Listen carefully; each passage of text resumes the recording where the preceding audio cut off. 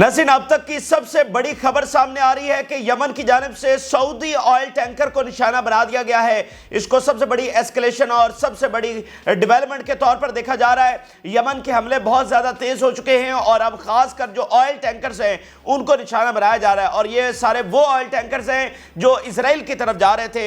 इस बारे में आपको बताएंगे। इसके अलावा नाज़रीन, नेतन्याहू और बरतानिया आमने सामने आ गए। नेतन्याहू ने बरतानिया को शेमफुल कह दिया है, जिसका बरतानिया से बहुत सख्त रिएक्शन आ रहा है। इसराइल के अंदर नेतन्याहू के खिलाफ सख्त रिएक्शन आ रहा है और इसराइल में खौफ की फिजा इस हद तक है कि आज खबर सामने आ रही है कि यूरोपियन जो एम्बेसीज हैं और बाकी जो एम्बेसीज हैं उसके बाहर इजरायलियों की लाइनें लगी हुई हैं और वो बस इसराइल को छोड़कर जाना चाह रहे हैं। जिसको जहां भी जगह मिल रही है, जिसको जिस भी मुल्क का वीज़ा मिल रहा है, वो उस तरफ जो है वो दौड़ रहे हैं। यानी बहुत मैसिव लेवल के ऊपर इसराइलियों की इवैक्यूएशन जो है वो इस वक्त जारी है। लंबी कतारें लगी हुई हैं। नाज़रीन, इसराइल के टॉप जनरल जो ग्राउंड फोर्सेस का जनरल है उसने रिजाइन कर दिया, जिसने आगे चीफ ऑफ आर्मी स्टाफ बनना था। ये इसराइल में एक सबसे बड़ी खबर है। तमाम तरफ से इसराइल को शिकस्त ही की खबरें आ रही हैं। ये इसराइल का कब्जा, ये इसराइल की जो एरोगेंस है वो शैटर्ड होती हुई नजर आ रही है। हर तरफ से द सेंस ऑफ डिफीट आ रही है, ना कि कोई सेंस ऑफ विक्ट्री आ रही हो। उनके कमांडर छोड़कर जा रहे हैं और इतराफ शिकस्त के साथ जा रहे हैं। यानी जिसने आर्मी चीफ बनना था वो इस वक्त छोड़कर चला गया है। और वेस्ट बैंक से ताज़ा तरीन जो खबरें आ रही हैं, दर्जनों इसराइली फौजियों को निशाना बनाया गया है। हिजबुल्लाह ने नहारिया के ऊपर हमला किया है। ताज़ा तरीन जो तफसीलात है आपके साथ शेयर करते हैं। जो लोगों ने चैनल को सब्सक्राइब नहीं किया उनसे रिक्वेस्ट करेंगे कि चैनल को ज़रूर सब्सक्राइब कर लें ताकि हर आने वाली वीडियो आप तक पहुंच सके। नाज़रीन, सबसे पहले हम आगाज़ करते हैं यमन से।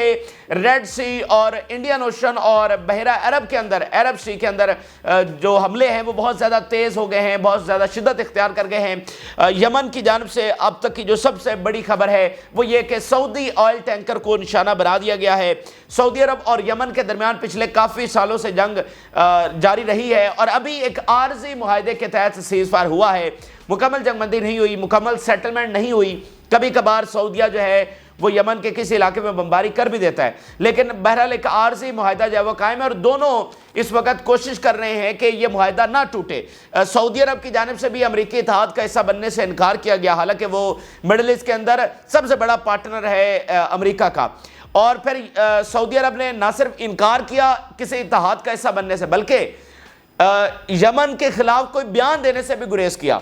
और जब अमेरिका यमन के ऊपर इल्ज़ाम लगा रहा था कि ये तो एक टेररिस्ट है और ये गजा से इसका कोई ताल्लुक नहीं है, तो उस वक्त सऊदी अरब ने बयान जारी किया कि यमन के हमले सिर्फ और सिर्फ खालिस्तान गजा ही के लिए हैं और अगर यमन के हमले रोकने हैं तो उसका सिर्फ एक ही हल है कि गजा में जंगबंदी की जाए। तो सऊदी अरब ने यह स्टैंड लिया। दूसरी तरफ यमन ने भी बार बार सऊदी अरब को वार्न किया कि वो किसी इत्तेहाद का हिस्सा ना बने, वगरना फिर हम भी अटैक के लिए मजबूर होंगे। तो दोनों ने अक्लमंदी का जो है वो मुजाहरा किया। लेकिन अब इसी दरमियान आज ये खबर सामने आई है, यमन ने रेड सी के अंदर ये अटैक किया है, जिसको अल जजीरा कंफर्म कर रहा है। Saudi tanker and another oil ship attacked in the red सी। दो ऑयल टैंकर्स को जो है वो बेसिकली एक साथ एक ही जगह के ऊपर निशाना बनाया गया है। तो इसके साथ जो है वो जंग इस कदर तेज हो गई है कि अगर हम पिछले 24 घंटों में देखें तो ऑलमोस्ट बताया जा रहा है कि 4 ऑयल टैंकर्स हैं।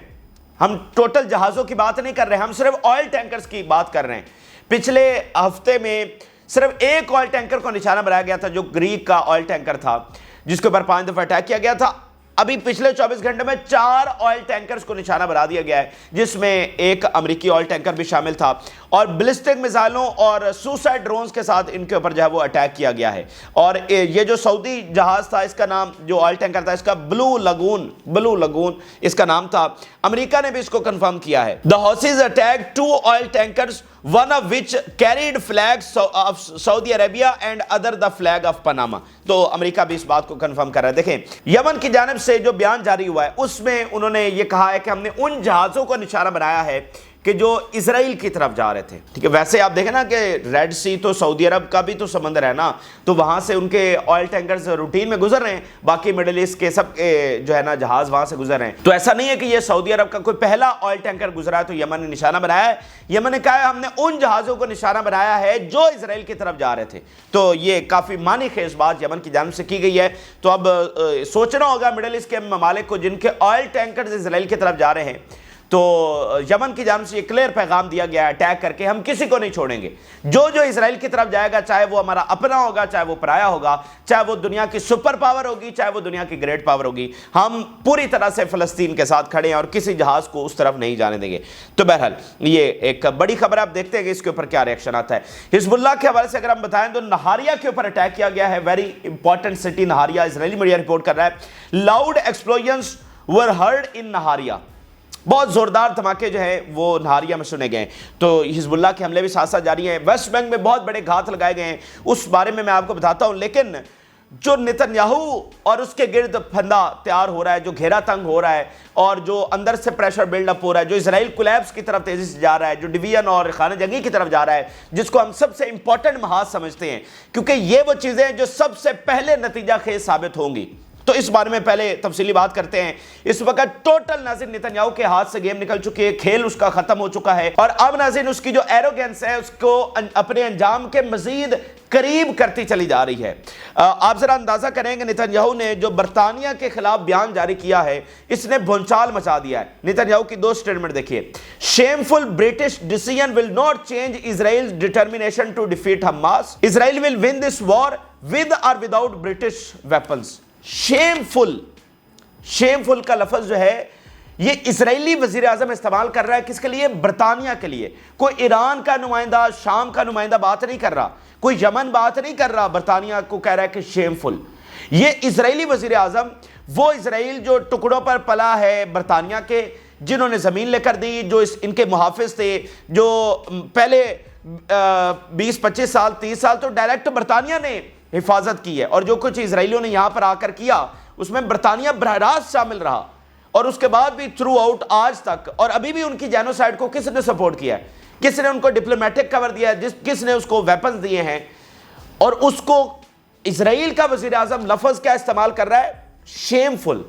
دیکھیں آپ کسی افریقہ کے کسی غریب ترین ملک جہاں پر سول وار جاری ہو, وہاں پر بھی اس کے خلاف بھی شیمفل کا لفظ استعمال کریں نا, تو یہ کوئی بھی ملک برداشت نہیں کرتا. اور اگر آپ برطانیہ کے خلاف استعمال کریں, جن کے ٹکڑوں پر آپ پلتے رہیں, تو مجھے بتائیے کہ وہ کس طرح سے برداشت کریں گے. اور اس میں ایک اور بڑی باریک بات میں آپ کو سمجھانا چاہتا ہوں. دیکھیں شیمفل کا لفظ بیسیکلی اس کی گہرائی کیا ہے, یعنی کہ ایک ملک ہے, اس نے کسی دوسرے ملک کے لیے اسلحہ بند کر دیا ہے, تو اس میں شیمفل کیسے ہوا؟ یعنی ملک ایک دوسرے ملکوں کے ساتھ ڈیل کرتے ہیں, وہ اسلحہ دیتے ہیں, کبھی روک دیتے ہیں, تو یہ تو نارمل بزنس ایکٹیویٹی ہے نا جو دنیا میں چل رہی ہے, تو اس میں شیمفل کیسے ہوا؟ یعنی اگر کوئی ایک نارمل ملک دوسرے ملک کو اسلحہ سم ٹائم بند کر دیتا ہے, اور اس وقت جب اگلا ملک جینوسائیڈ کر رہا ہو, اور 11 مہینے آپ نے اس کی جینوسائیڈ میں سپورٹ کیا ہو, لیکن اب آپ کی بس ہو گئی اور آپ نے کچھ سینکشنز لگا کر تھوڑا سا اسلحہ ان کا روک لیا ہو, تو اس کے اوپر شیمفل کیوں کہا جائے گا؟ ٹھیک ہے, تو اس کی بنیادی وجہ ناظرین یہ ہے کہ دیکھیں وہ اپنے آپ کو کیا کہتے ہیں, وہ اپنے آپ کو کہتے ہیں گاڈز چوزن پیپل. ٹھیک ہے, تو جو ان کے ساتھ ہے وہ صحیح ہے. اب یہ میں بڑی باریک بات آپ کو سمجھانے جا رہا ہوں. یہ وہ چیزیں ہیں جو عموماً میڈیا میں ڈسکس نہیں کی جاتی ہے, یہ وہ چیزیں ہیں جو ایک ہسٹورک لیول کے اوپر تبدیلی آ رہی ہے, اور آپ کو اچانک یہ تبدیلی نتیجہ خیز ثابت ہوتی ہوئی نظر آئے گی. جو ہم آپ کو بتاتے ہیں نا کہ یہ عمارت اچانک سے زمیندوز ہو جائے گی, یہ شیطانی عمارت, اس کے پیچھے یہ سارے عوامل ہیں جو پیرالل ساتھ ساتھ چل رہے ہیں اور بہت بڑی تبدیلی پیدا کر رہے ہیں. اچھا, تو یہ کہتے ہیں ہم گاڈ چوزن پیپل ہیں, تو جو ان کے ساتھ ہے وہ صحیح ہے, وہ حق کے اوپر ہے, جو ان کے خلاف ہے وہ غلط ہو گیا. یعنی اسرائیل جو کر رہا ہے وہ صحیح کر رہا ہے, اس کو اسلحہ دینا مذہبی فریضہ ہے. they are the God's chosen people, تو خدا کے بندوں کا اسلحہ کیوں بند کیا؟ تو تم غلط سائیڈ کے اوپر, تم ہسٹری کی غلط سائیڈ کے اوپر کھڑے ہو گئے, تم نے اپنا مذہبی فریضہ چھوڑ دیا, تو یہ تمہارے لیے جو ہے وہ شیمفل بات ہے, تمہیں ہماری سائیڈ کے اوپر کھڑا ہونا چاہیے تھا. لیکن بات ناظرین ساری یہ ہے کہ اس بار ان کی یہ جو ساری مکاریاں ہیں, یہ کوئی نیا بیانیہ تو ان کا نہیں ہے, نئی آئیڈیالوجی یا نئی مینٹیلٹی تو نہیں ہے, یہ وہی مینٹیلٹی ہے جو صدیوں سے لے کر یہ چل رہے ہیں. لیکن اب کی بار ان کی مکاریاں کام کرنے والی نہیں ہیں. اب کی بار ان کا جو سیاہ چہرہ ہے وہ وہاں پر آ چکا ہے, اور ان کی ساری جو گیم ہے وہ وہاں پر ختم, ان کا کھیل ختم ہو چکا ہے. آپ دیکھیں کہ برطانوی حکومت نے جو ایکشن لیا ہے یہ عوامی پریشر کے ذریعے ایکشن لیا ہے.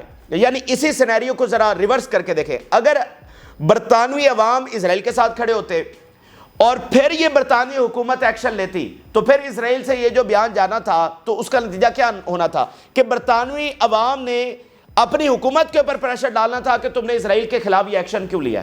لیکن اب ایسا نہیں ہے. برطانوی حکومت نے تو ایکشن ہی اپنی عوام کی وجہ سے لیا ہے. تو ان کو پتا ہے کہ اسرائیل جو مرضی کرتا رہے, ہماری لیجیٹیمیسی کو یا ہمارے اندر کوئی ایسا مسئلہ پیدا نہیں ہوگا کہ عوام ہمارے خلاف ہو جائیں گے. ٹھیک ہے. اور دوسری امپورٹنٹ بات یہ ہے کہ یہ جو اسرائیل اب بیان دے رہا ہے یہ تو اپنی اسی ایروگنس کے اندر ہے نا, اس کا ریئیکشن اب برطانوی عوام سے اور آئے گا, یعنی اس کا بیک لیش آئے گا کہ برطانوی عوام, بھائی وہ پراؤڈ فل نیشن ہے اور اس نے دنیا کے اوپر سینکڑوں سال جو ہے وہ رول کیا ہوا ہے. کوئی معمولی چیز تو نہیں ہے کہ کسی ایک ملک کا پوری دنیا کے اوپر رول کرنا. سب سے بڑا امپائر تھا برطانوی امپائر. تو بھائی وہ قابل فخر لوگ ہیں, بہت بڑی نیشن ہے. تو وہ اسرائیل کہ اس بیانی کو کہ ان کی پوری نیشن کو جو ہے وہ شیمفل کہا جا رہا ہے, تو برطانوی عوام تو اس کا زیادہ ریئیکشن دیں گے نا.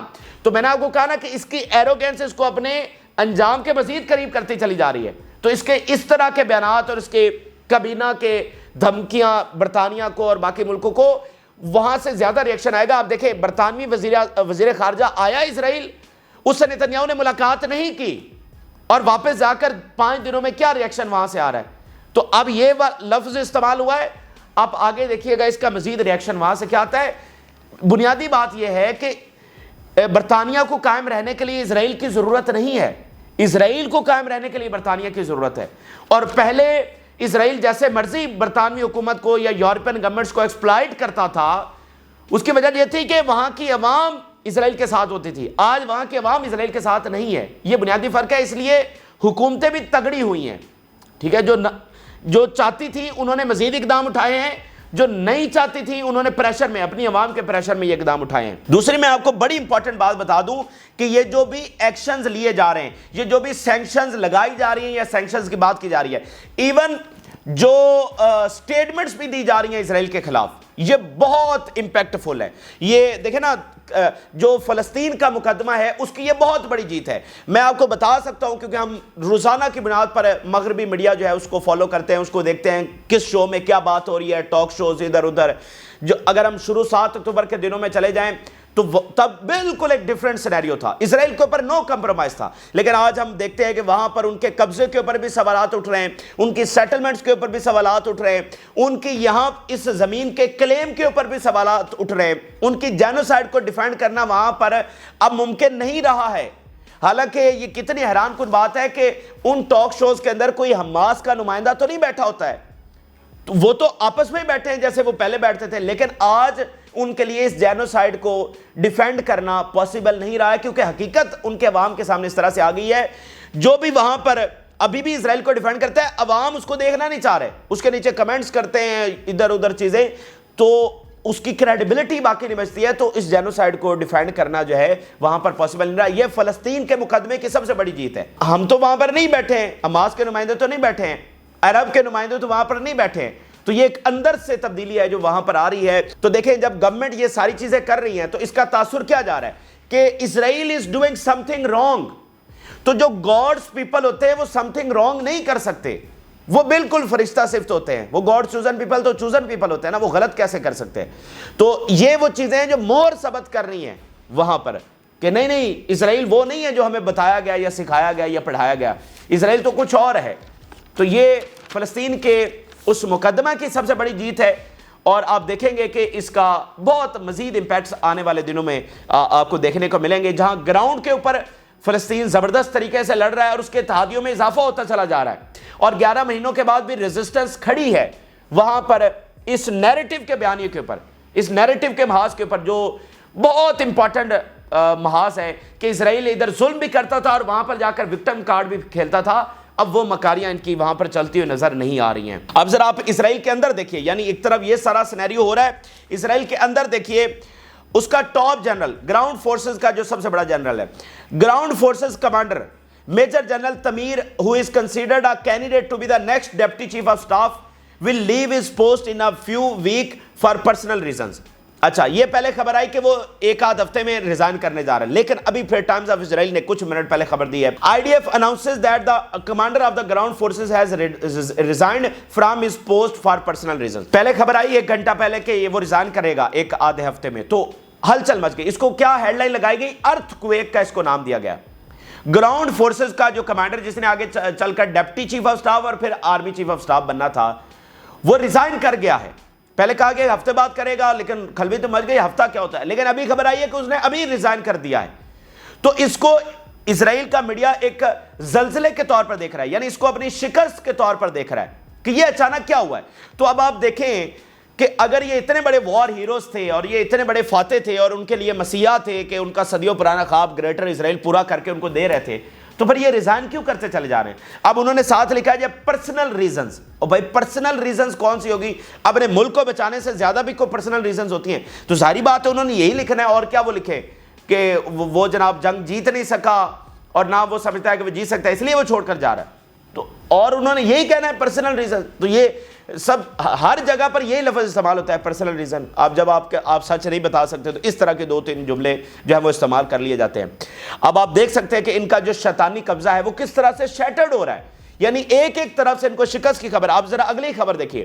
اسرائیلی ایمبیسیز جو مطلب یورپین ایمبیسیز ہیں ان کے اتحادیوں کی، وہاں کیا ہو رہا ہے؟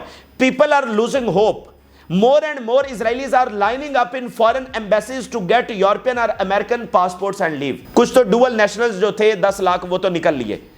اب جو ڈوول نیشنلز نہیں ہیں اس وقت ایمبیسیز کے باہر لائنیں لگی ہوئی ہیں کہ وہ چاہ رہے کہ ہمیں کسی طریقے سے جو ہے وہ ویزا مل جائے، کسی طریقے سے کوئی معاملہ بن جائے یورپ کے اندر، امریکہ کے اندر، آسٹریلیا کے اندر، کہیں ادھر ادھر، تو ہم یہاں سے نکل لیں. People are losing hope. یہ کیا فتح ان کو مل رہی ہے؟ جو لائنیں کی لائنیں لگی ہوئی ہیں، 10 لاکھ چھوڑ کر گئے ہیں، 7 ملین ٹوٹل ہیں، 10 لاکھ چھوڑ گئے اور اب بھی مزید جو ہے وہ لائنیں لگی ہوئی ہیں. تو آپ ذرا اسرائیلی میڈیا کا اس کے اوپر دیکھیے. It is not Hamas that is collapsing but Israel. یہ حماس نہیں ہے جو کولیپس اور ختم ہو رہی ہے، یہ اسرائیل ہے جو کولیپس اور ختم ہو رہا ہے. The amount of lies and internal contradiction in Netanyahu's press conference is unbelievable and under the current circumstances no prisoner will be released in a deal. یہ ٹوٹل نتنیاہو نے جو ہے اپنی سپیچ میں جھوٹ بولا ہے. یہ جی حماس کو ختم کریں گے، اس کو قیمت چکانی پڑے گی، فیلاڈیلفیا کوریڈور پہ رہیں گے، برطانیہ کو دھمکیا، امریکہ کو دھمکیا، یہ سب جھوٹ ہے اور یہ اصل میں ہمیں ایک مکمل خاتمے کی طرف لے کر جا رہا ہے. پھر اسرائیلی میڈیا رپورٹ کر رہا ہے کہ آج آرمی یہ بتانے جا رہی ہے نتنیاہو کو کہ ہم مزید غزہ سٹرپ میں اگر آپریشن پھیلائیں گے. تو ابھی اصل میں ہوا کیا کہ اب نینا کو بتایا تھا نا کہ یحییٰ سمر آئے ہیں تو آپ کو بالکل مختلف طرز کے اوپر چیزیں نظر آئیں گی. آپ دیکھیں یحییٰ سمر کے آنے کے بعد کیسے نتنیاہو ایکسپوز بھی ہوا ہے کہ نہیں یہی صرف رکاوٹ ہے مذاکرات میں. ابھی آرڈر یہ ہوا ہے کہ اگر آپ تک آرمی پہنچے، یعنی جو حماس کے فائٹرز ہیں جن کے پاس ہاسٹیجز ہیں، ان کو آرڈر کیا گیا ہے کہ اگر آپ تک آرمی پہنچے تو آپ نے مطلب ان قیدیوں کو ان کے جو نا ہاتھ نہیں لگنے دینا. تو یہ سخت ترین اب تک کا آرڈر ہے. تو ابھی اسرائیلی آرمی میں اس کھلبلی مچ گئی ہے. تو وہ کہہ رہے ہیں کہ اگر ہم آپریشن کو مزید کنٹینیو رکھتے ہیں تو پھر کوئی قیدی جو ہے وہ واپس نہیں آنے والا، کیونکہ جب بھی ہم پہنچنے کے قریب ہوں گے تو وہ ہمارے ہاتھ نہیں آ سکیں گے. اسرائیلی اپوزیشن لیڈر کا بیان دیکھیے. What we have heard from Netanyahu is a baseless political trick and what he said about Philadelphia is completely out of touch with reality. مطلب تمام اطراف سے یہی بیانات آ رہے ہیں کہ یہ جھوٹ بول رہا ہے. حماس کا بیان دیکھیے. Netanyahu's statements are the speech of a desperate person looking for a imaginary victory that he failed to market. یہ ایک ایسے شکست خوردہ شخص کی سپیچ تھی، ایک ایسے ڈیسپریٹ شخص کی پریس کانفرنس تھی جو کسی وکٹری کے لیے بھاگا پھر رہا ہے لیکن اس کو وکٹری جو ہے وہ مل نہیں رہی ہے. تو یہاں پر اگر آپ دیکھیں تو سینیریو اس وقت کیا ہے، اس کے جنرلز بھاگ رہے ہیں، اس کی آرمی کی لاشیں وہاں سے آ رہی ہیں اور اس کے جو لوگ ہیں وہ بیرون ملک فرار ہو رہے ہیں اور اس کی جو کلوزسٹ الائز ہیں، سب سے قریبی اتحادی ہیں، ان کے ساتھ پھڈا پڑ گیا ہے. تو آپ اگر مطلب جو اسرائیل میں بیٹھا ہوا اسرائیلی ہے وہ تمام اطراف سے دیکھ رہا ہے، اس کو فتح کہاں پر نظر آ رہی ہے مجھے بتائیے. کہ لوگ چھوڑ رہے ہیں، جنرل چھوڑ رہے ہیں، اتحادی ایک ایک کر کے چھوڑتے چلے جا رہے ہیں، اسلحہ بند ہوتا چلا جا رہا ہے، دنیا میں امیج ختم ہو چکا ہے، دنیا میں یہ پرایا سٹیٹ بنتے چلے جا رہے ہیں. تو ان کو کوئی وکٹری نظر نہیں آ رہی ہے. اکیلا نتنیاہو جی حماس قیمت چکائے گی، حماس کو ختم کریں گے، حزب اللہ کو کریں گے، یمن کو، تو اس کو کوئی بائے کرنے کے لیے تیار نہیں ہے. ٹھیک ہے، تو میں آپ کو بتا رہا ہوں یہ گرتی ہوئی دیوار ہے، اس کو 1-2 دھکے اور لگنے والے ہیں. اب ذرا دیکھیے ویسٹ بینک کے جو حملے ساتھ ساتھ جاری ہیں، یعنی آپ ذرا ایک چیز کو سمجھیے کہ جو اسرائیلی فوجیوں کی ہلاکتیں ہیں اس میں اینٹی وار سینٹیمنٹ بڑھ رہا ہے یا پرو وار سینٹیمنٹ بڑھ رہا ہے؟ یعنی یہ جو اسرائیلی فوجیوں کے تابوت جاتے ہیں اس سے اسرائیل میں کس طرح کا ریاکشن آتا ہے؟ اسرائیل میں یہی ریاکشن آتا ہے نا کہ جنگ بند کی جائے، ان کا غصہ بڑھتے سے بڑھتا چلا جا رہا ہے۔ ایک یہ ہوتا ہے کہ ان کے فوجی مرے ہیں تو ان میں یہ غصہ آیا ہے کہ اب ہم مزید طاقت کے ساتھ حملہ کریں گے، یہ نہیں ہے، وہ اینٹی وار پروٹیسٹ اور اینٹی وار سینٹیمنٹ میں اضافہ ہو رہا ہے۔ تو کیا ادھر سے تابوت آنا بند ہو گئے ہیں؟ تابوت تو آنا بند نہیں ہوا۔ ابھی ذرا ویسٹ بینک کی خبر دیکھیے، وہ کہہ رہے ہیں کہ ایک اسرائیلی فوجی کو ہم نے مارا ہے and number of people were injured in the well planned ambush carried out our fighters with Al-Qassam brigade in Tulkaram camp۔ ایک مارا گیا، بہت سارے زخمی ہو گئے۔ our fighters confront the occupation forces storming Tulkaram city with explosive devices and bullets and the rain down volleys of direct bullets۔ ان کے اوپر ہم نے گولیوں کی بچھاڑ اور برسات کر دی۔ we detonated a number of explosive devices against the occupation forces and their military vehicles۔ بہت زیادہ، بہت بڑی تعداد کے اندر explosive devices ہم نے ایکسپلوڈ کی ہیں۔ اسرائیلی media the West Bank has turned from a time bomb to a bomb to explode۔ وہ کہہ رہے ہیں کہ ویسٹ بینک ایک ایسا بن چکا ہے کہ جس کے بارے میں ہم کہہ رہے تھے کہ ٹائم بام لگا ہوا ہے، یعنی ہم کہتے تھے 1 مہینہ کے بعد یہ ایکسپلوڈ ہو جائے گا، 2 مہینے کے بعد یہ ایکسپلوڈ ہو جائے گا، ایسے تجزیے کیے جاتے تھے کہ یہ صورتحال خراب ہو رہی ہے۔ اب وہ ٹائم بام کا ٹائم ختم ہو گیا ہے، اب یہ نیئر ٹو ایکسپلوڈ ہے، ٹھیک ہے، یعنی یہ بالکل اب ہم قریب آ کر پہنچ گئے۔ تو یہ مختلف تفصیلات اور کچھ تجزیہ اور خبریں آپ کے ساتھ شیئر کی۔ آپ اپنی رائے ضرور آگاہ کریں۔ جن لوگوں نے چینل کو سبسکرائب نہیں کیا ان سے ریکویسٹ کریں گے کہ چینل کو ضرور سبسکرائب کر لیں تاکہ ہر آنے والی ویڈیو آپ تک پہنچ سکے۔ اجازت دیجیے، اللہ حافظ۔